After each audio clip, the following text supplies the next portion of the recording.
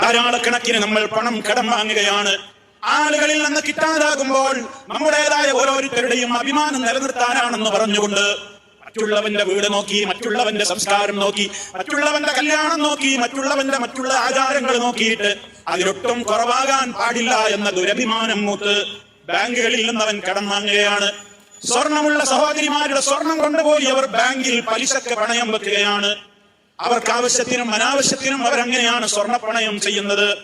നമ്മൾ ആലോചിക്കണം, അനിവാര്യമായ ഒരു സാഹചര്യം വന്നാൽ സ്വർണ്ണ പണ്ടങ്ങൾ പണയം വെക്കുന്ന ആളുകളോട് ഞാൻ ഓർമ്മപ്പെടുത്തുകയാണ്, നമുക്ക് അനിവാര്യമായ അത്യാവശ്യമായി നമുക്ക് എവിടെ നിന്നും പണം കിട്ടാനില്ല, ആരും നമുക്ക് നൽകാനില്ല എങ്കിലും നിങ്ങൾ ആ സ്വർണ്ണാഭരണം കൊണ്ടുപോയി ബാങ്കിൽ നിങ്ങൾ പലിശക്ക് പണയം വെക്കരുത്. മറിച്ചെന്ത് ചെയ്യണം? ആ ഉള്ള സ്വർണം നിങ്ങൾ കൊണ്ടുപോയി വിൽക്കൂ. അത് വിറ്റിട്ട് നിങ്ങളുടെ അത്യാവശ്യ കാര്യം നിങ്ങൾ നടത്തൂ.